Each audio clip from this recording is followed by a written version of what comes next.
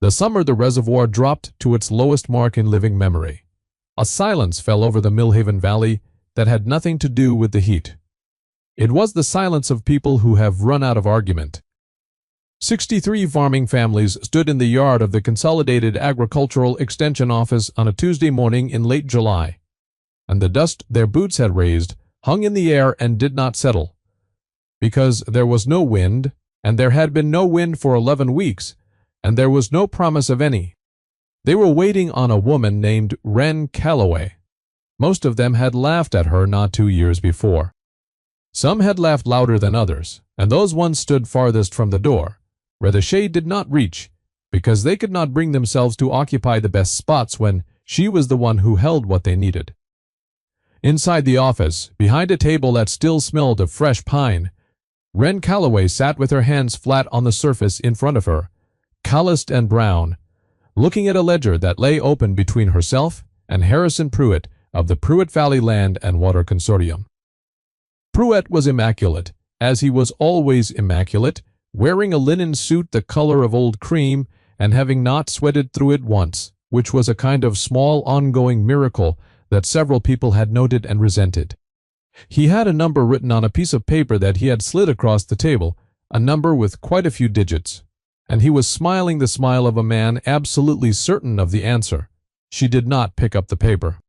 She looked at it from a distance, the way you look at something that has already stopped being relevant, and she said, in a voice so steady it could have hung a level, that she was not selling.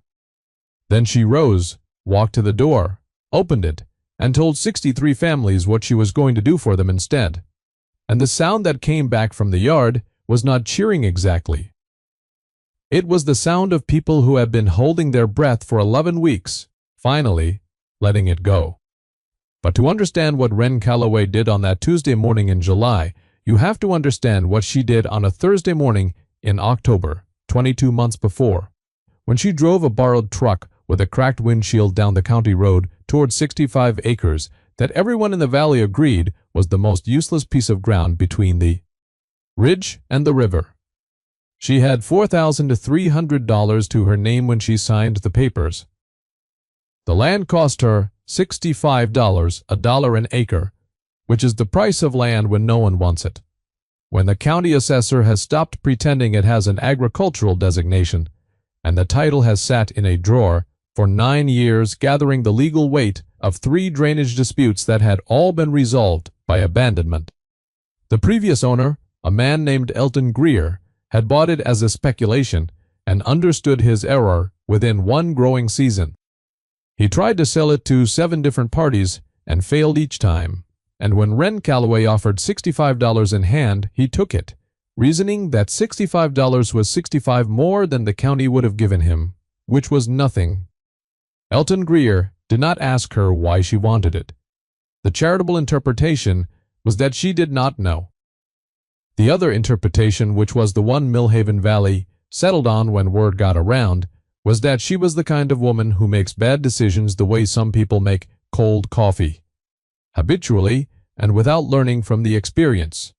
She was 31 years old, come from 3 counties east, from a place called the Sadler Hollow area, where her grandmother had kept a small operation of a kind that had fallen largely out of fashion. She had no husband and no family within 60 miles, and no references anyone could verify, because no one in the valley knew anyone from the Sadler Hollow area.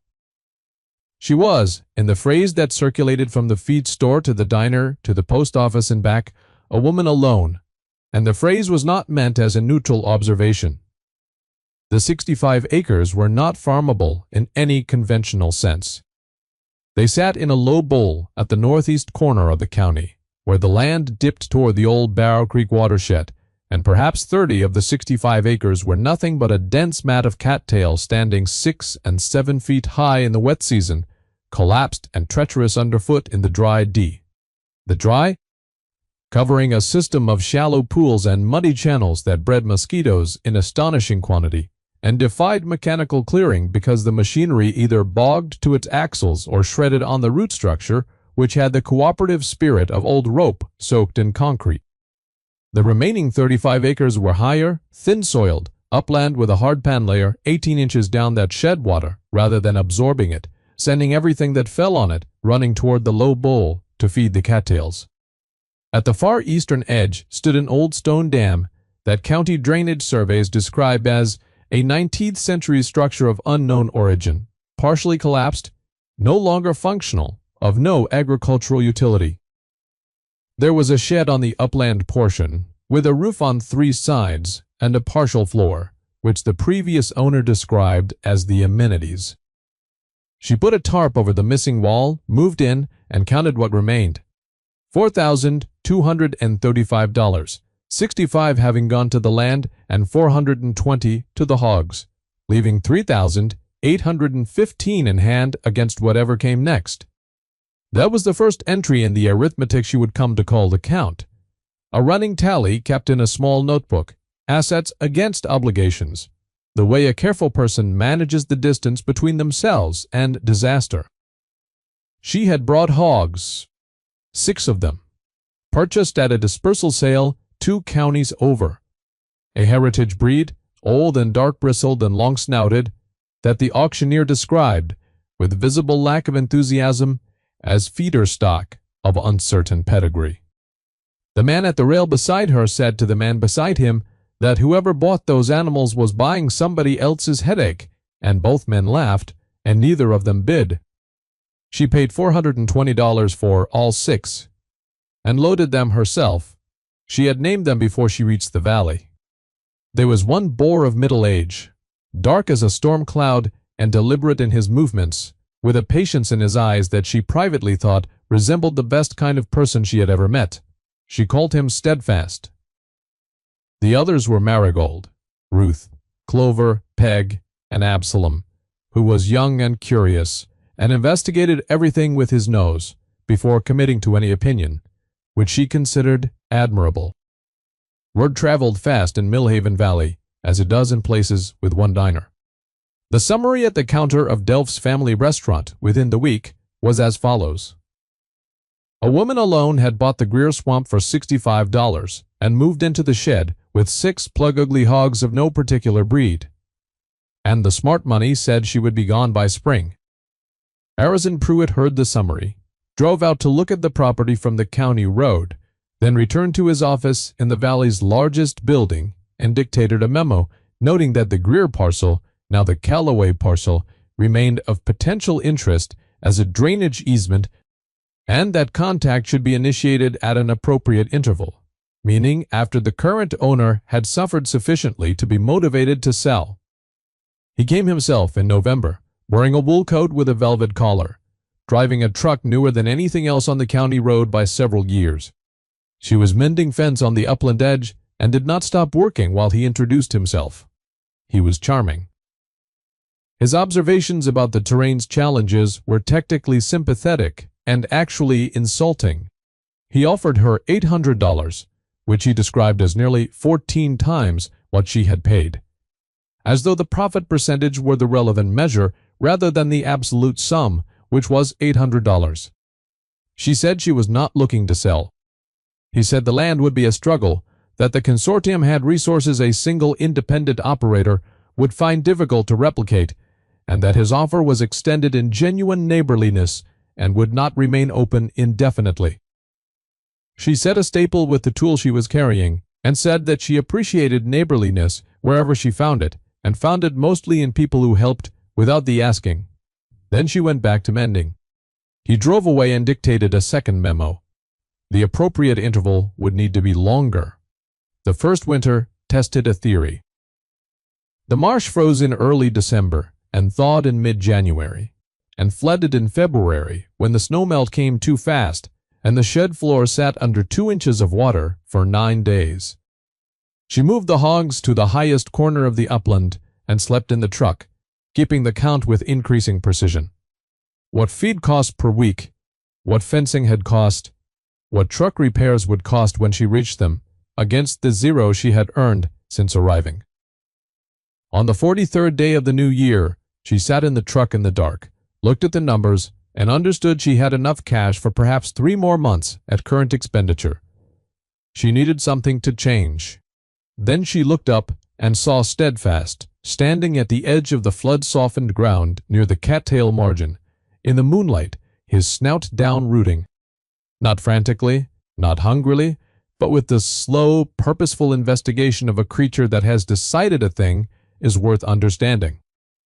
He pushed through the softened mat of collapsed cattail stems and came up with a mouthful of root material and ate it with an expression of calm satisfaction. She sat with that for a long time. In late February, when the ground firmed enough to walk without sinking past the ankle, her nearest neighbor came to introduce himself.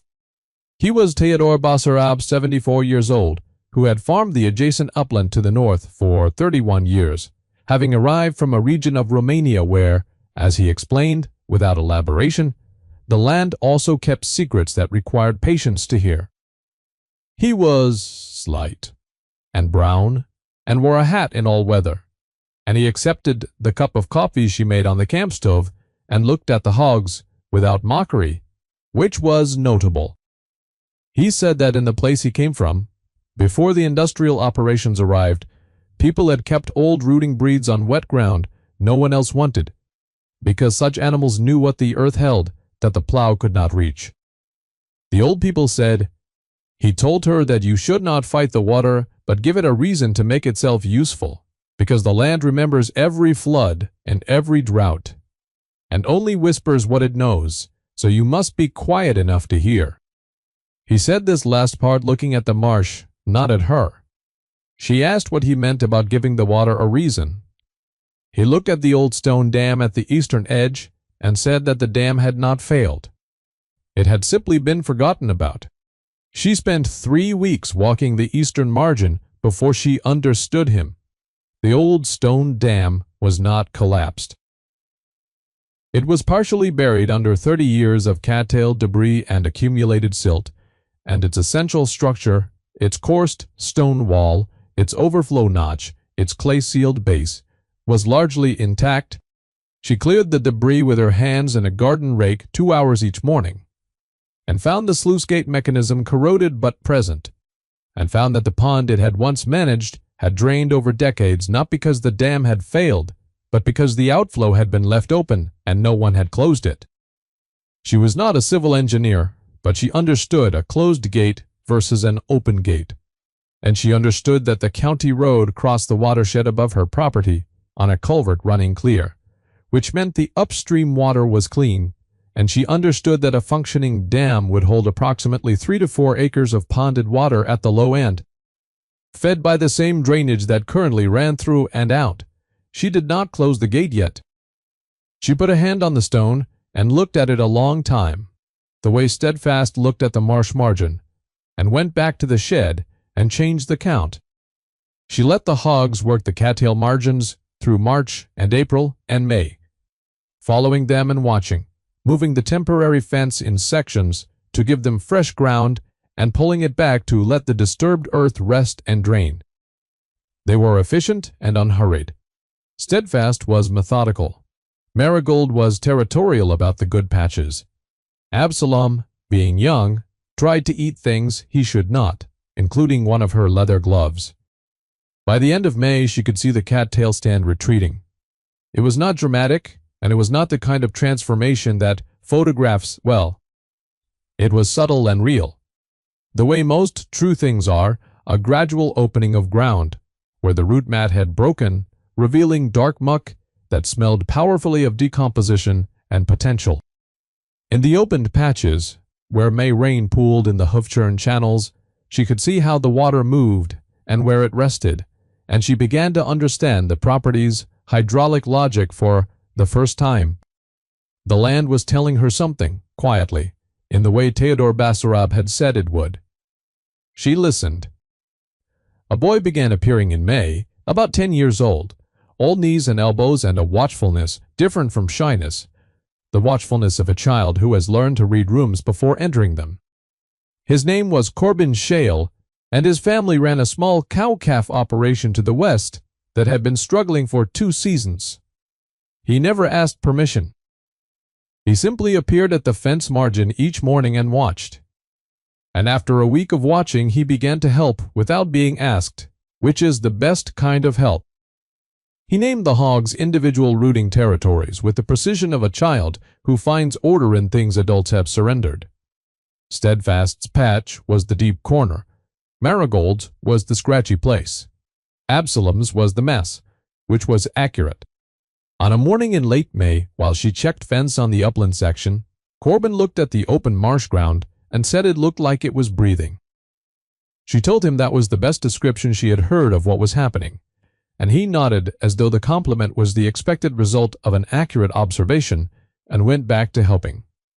In June she closed the dam gate. She did it quietly, early in the morning before Corbin arrived, and she watched the backed water begin to slow and gather. It took 4 days for the first visible pooling to establish in the lowest cleared margin, a week before it spread to cover half an acre, and by the 3rd week of June there was a stable ponded area of almost 2 acres, fed by clean inflow and held by the old stone wall. And the hogs were going down to it to drink and wade and root the soft bank margins with an enthusiasm that told her she had done something right. She adjusted the sluice to half open and monitored water levels over 3 weeks. The old dam was holding. The land remembered the pond it had once been, and it was patient about becoming it again. She did not tell anyone about the dam. She kept that knowledge banked, the way her grandmother had once described keeping a good cutting from a plant, wrapped in damp cloth in the dark until the right moment for planting came. By July, the hogs had cleared and rooted 18 acres of cattail ground. The result was not all open water. Much of the cleared ground was a mosaic of wet meadow, sedge, and dark mucky soil that had begun to grow a volunteer crop of water-tolerant grasses and forbs, and Steadfast in particular had opinions about what he ate that suggested a more sophisticated palate than the feed store opinion of the breed would have predicted. She was not making money yet. The Count said 6 more weeks of cash at current burn, if nothing broke down. She drove to the regional farmers' market in the county seat and rented the cheapest half-table available near the parking area, and she brought 12 pounds of heritage breed pork from a young feeder she had purchased cheaply at the spring sale and raised on cleared marsh foraging for 90 days. She priced it $2 above the commodity pork at the next table and stood behind the cooler and waited. The man who stopped 40 minutes after opening was named Roger Dace, and he operated a farm-to-table restaurant 2 hours north and had driven down for an entirely different purchasing errand that had not gone as planned. He stopped because the color of the meat in her cooler was different from everything else he had seen that morning. He asked what the animals had foraged. She told him specifically because she had paid attention and could. Marsh root material, wetland sedge, volunteer watercress established in the clear shallows above the dam, supplemental grain for the first 60 days, grain reduced for the final 30. He asked if she had more. Not currently, she said. He asked what a reliable supply would require. She told him, with specifics, because the count was in her head, and the count included exactly what a standing order would cost in animals and time and feed. He wrote a number on a card, turned it face down, slid it across, and said that if she could meet a quarterly commitment, he would pay that per pound on standing order. She looked at the number. It was not $2 above commodity price. It was a different world entirely from commodity price. She put the card in her pocket and said she would be in touch within the week. She was back at the property before noon and sat on the stone dam wall in the July heat running arithmetic. The count shifted. The 6-week margin became something else, and the something else was the first time since October that the asset side of the ledger was larger than the obligation side, larger by enough to change the nature of the question she was asking, which had been whether she could survive, and was now, for the first time, what she could build. She called Roger Dace and confirmed the standing order. That evening, Theodore Basarab came to the fence line with 2 tomatoes from his garden, which was his version of a formal celebration. He accepted one back from her, ate it standing at the fence, and said that the land had whispered, and she had been quiet enough to hear, and that now the question was whether she was patient enough to wait for what it said next. She said she thought she was. He said that was the right answer and went home. The summer of the second year arrived with an anger the valley had not seen in memory. It did not creep in. It arrived as Theodore Basarab later described it, like the opening of a furnace door, sudden and total, and without the courtesy of warning. By the first week of June, the county rainfall gauge was already 30% below seasonal average. By the third week, the creek systems feeding the valley's irrigation infrastructure ran at half their normal flow. By July, the Barrow Creek main channel, which the consortium systems depended upon for the secondary irrigation of 6,000 consolidated acres, was running at a third, and the reservoir had dropped to the level triggering the first restriction, then the second, and then by mid-July to a level no one in the valley had seen before. At which point the restrictions ran out, because nobody had written a protocol for what came after them, because nobody had believed it could get this far. The conventional operations suffered in proportion to their dependence on the old system, and the old system's dependence on surface water was nearly total, because the consortium had spent 15 years consolidating the valley's water infrastructure toward the reservoir and away from the individual farm-scale solutions that had once buffered individual operations against drought, but which were less efficient to manage at scale. Efficiency and resilience, it developed, are not the same thing, and the valley was learning the difference in the hardest classroom available. The cow-calf operations lost pasture first. The corn ground cracked. The hay fields turned the color of old paper. Corbin's family lost half their summer pasture by the end of June and had to sell cattle they had not intended to sell at prices that reflected everyone else's desperation, which is to say prices that were very low. Wren Calloway's 65 acres were not unaffected. The drought hit her too on the upland section, where the thin soil over hardpan had no moisture reserve. But the old stone dam was holding 2.5 acres of water fed by clean inflow all spring. And the wetland area the hogs had opened was green in a county turning brown. The ponded water was a finite resource. The inflow from the upper watershed had dropped to a trickle by July. But 2.5 acres held and not running is a great deal more than what vanishes when you leave the gate open. The cleared marsh ground was holding moisture at root level in a way the cracked corn ground was not, because the organic mat the hogs had incorporated over 18 months held water the way a sponge holds water, and the sponge principle does not care about surface drought if the sponge was filled before the drought arrived. Harrison Pruitt understood the arithmetic before most of the farmers did, because Pruitt made his living from understanding arithmetic first. What the arithmetic said was that the Calloway property was the only significant independent water storage in the northeast quadrant not tied to the consortium system, and that controlling it during a crisis of this severity would deliver extraordinary leverage over the families in that quadrant. He drove out in mid-July, still immaculate in the linen suit summer configuration, still unaccountably dry. He offered her $12,000 with genuine respect this time, rather than performative charity, because he was genuinely impressed, and the price reflected both that and the urgency he could not quite keep off his face. She said she was not selling. He said the county might have an interest in her water rights under emergency provisions, and that the consortium had a working relationship with the county she might find relevant. She said she was familiar with emergency provisions and believed those provisions concerned sharing resources for public benefit rather than acquiring them for private management, and that if the county wished to discuss public benefit, she was glad to have that conversation directly with the county. He left in the direction of the county seat. The rumor began the week after his visit.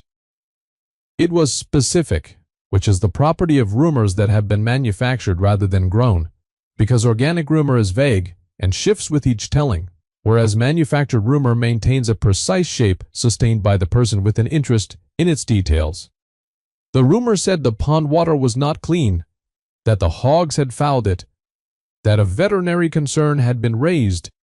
It reached the Shale family first, which was the cruelest geometry, because their directness to Wren Calloway made the rumor's arrival at their door also a test of whether her nearest allies would hold. Corbin's father, Will Shale, came to her fence line, told her what was circulating, and said he did not believe it, but that she should know. She thanked him and showed him her water testing records, kept monthly since she had closed the dam gate, because she had always intended to use the pond for animal watering, and had tested it accordingly. 5 months of documentation, all clean. She gave Wilshale copies of everything.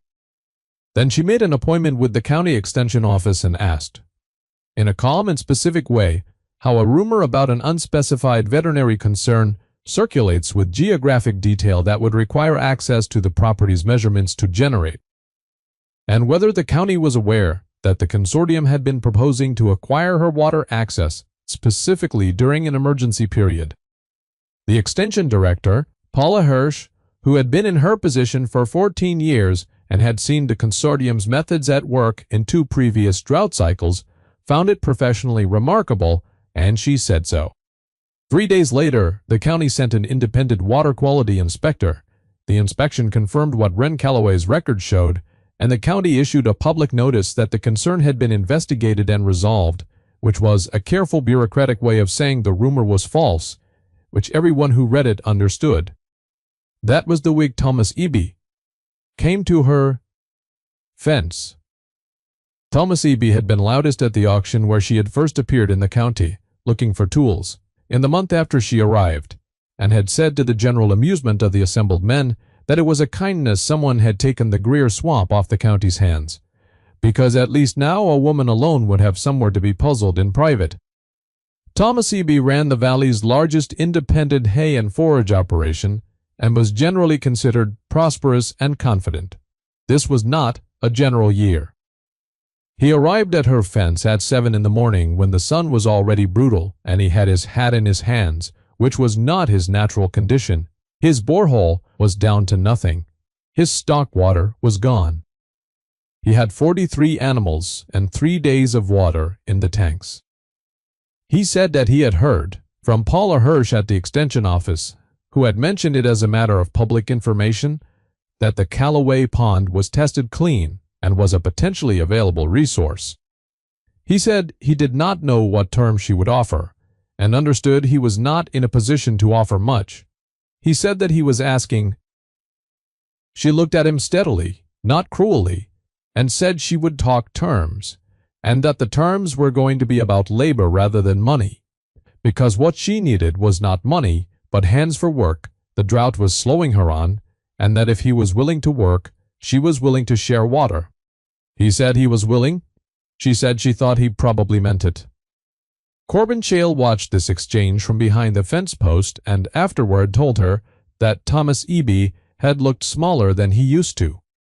She said that hard seasons make people their actual size, and that actual size is not always smaller.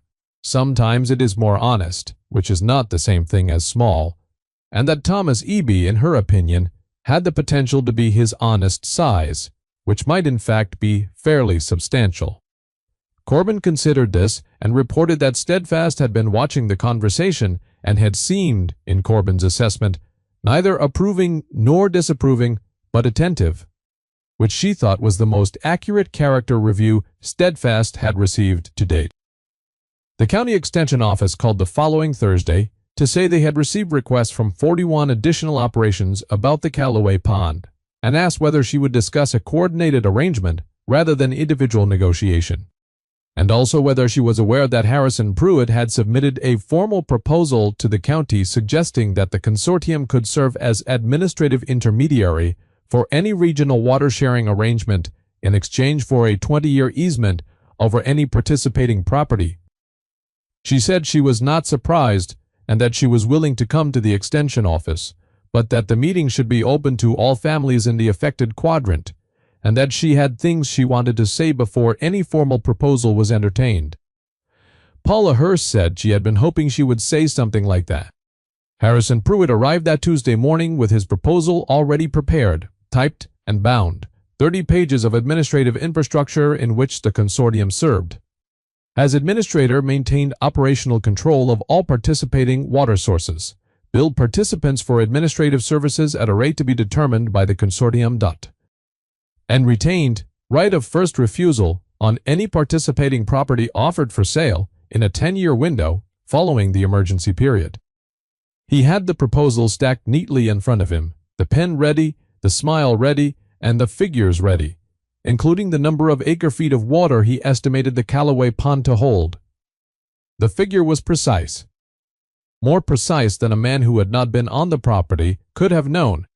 It matched her own measurement to within 3%, which meant someone had been measuring without her permission, trespassing under Section 18 of the County Land Ordinance, and she noticed the number and held it in her mind like the stone of a fruit, something small and hard and conclusive at the center of the soft material around it.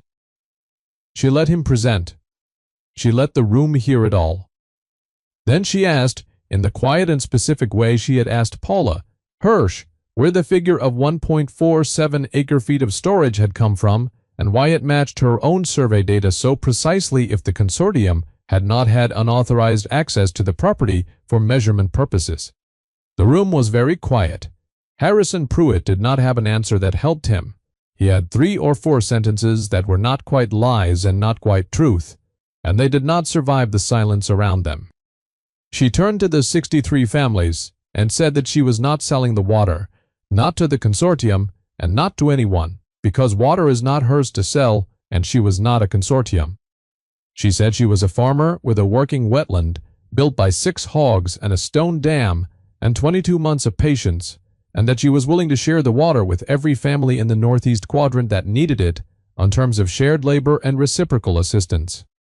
This season, she would open the pond for stock watering and supplemental irrigation on a rotational schedule that she and Paula Hirsch and a committee of 3 farmers would manage together, and in return, the participating families would contribute labor to the wetland restoration work the drought had interrupted. Specifically the remaining cattail clearing on the eastern margin and the reinforcement of the dam spillway, because the dam was everyone's insurance now and should be maintained by everyone's hands. The arrangement would cost each family nothing but time, and when the drought broke and the reservoir recovered, she expected nothing further in return, because she was not in the business of holding people to agreements made in desperation. She had gotten what she needed from this valley already, which was a place to do the work she understood how to do, and that was payment enough for a great deal of water. Thomas Eby, standing at the back of the room with his hat in his hands again, said something in a voice rough with something besides the heat, that she was owed better than a place to work alone, and that in his view she was owed the community's acknowledgement that they had been wrong to dismiss what she was doing, and that he was saying so first. Because he had been wrong loudest, several men removed their hats. Several women touched each other's arms. The room did not cheer. It breathed out, the way a room breathes when something long suspended has finally been said. Harrison Pruitt left without his proposal, still immaculate, carrying the bound document under one arm with the grip of a man who was going to find another valley and try the same approach there, because some people learn from the land and some people only learn from the loss. And he was going to have to get a great deal farther toward the loss before any learning occurred. She did not watch him go. She was already looking at the list of families with the extension office staff, the rotational schedule, the labor assignments, the arithmetic of 63 operations sharing 1.47 acre-feet of water across a 6-week window at controlled drawdown rates. And the arithmetic was tight, but it worked, barely, the way the best arithmetic does, with nothing spare and nothing wasted.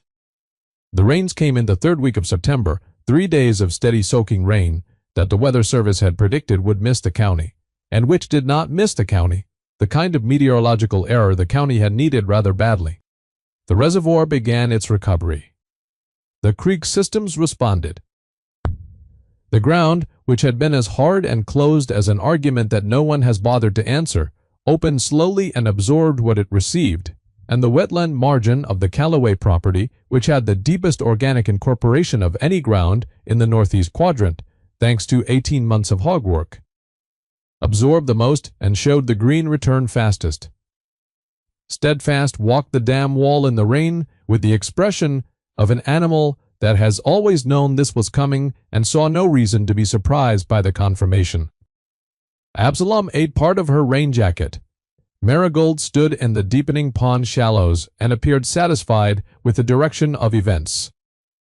Theodore Basarab came to the fence line on the fourth day after the rain started, wearing his hat and carrying two late-season tomatoes, his standard unit of ceremony.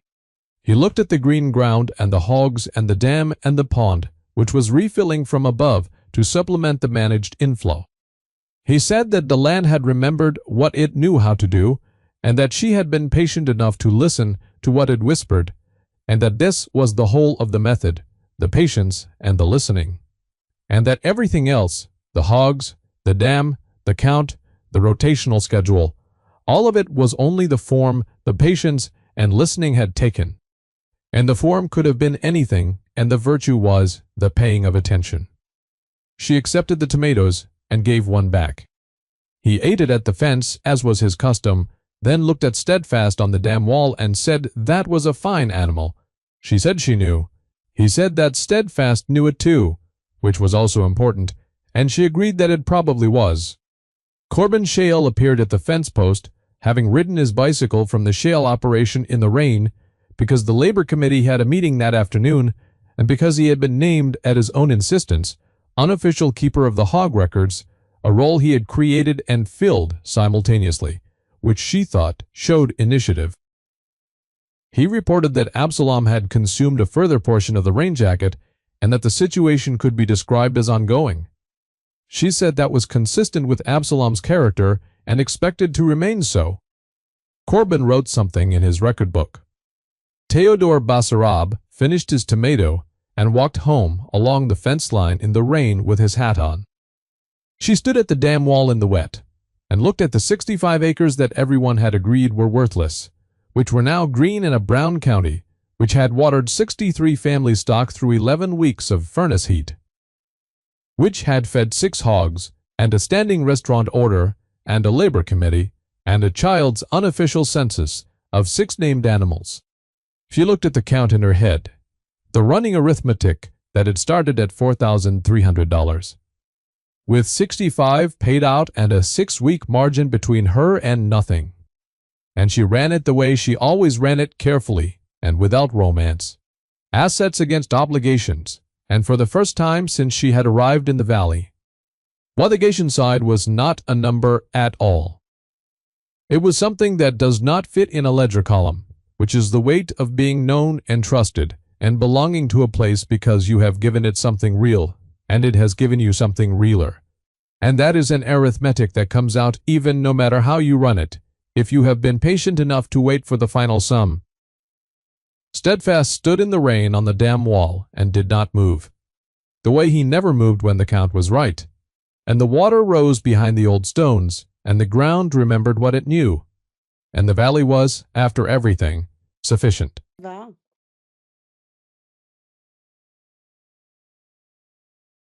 Accro. Moi, je sais pas. Moi, je sais pas à quoi j'ai envie de jouer. Non, c'est du multi ce soir, c'est la gazelle. On joue avec les copains. Enfin, si les copains ont envie de jouer, parce que je vais aller me coucher. Oui, il y a pas de souci, Jenny. Merci beaucoup, des gros bisous. Repose-toi bien et merci encore d'être passé. Merci encore pour ton colis. Merci pour tout. Voilà, je vais pas en remettre une couche, hein, je t'ai déjà envoyé le message. Merci, merci. C'est toi-même qui m'avais dit que ouais, ouais, ouais, normalement Greg veut jouer aussi, ouais, il a téléchargé les jeux et tout. Mais est-ce qu'on commence par du Fall Guys ou est-ce qu'on commence par du Fortnite? Est-ce que vous avez d'autres idées de jeux? Hésitez pas, hein, hésitez pas. Moi, vous me dites.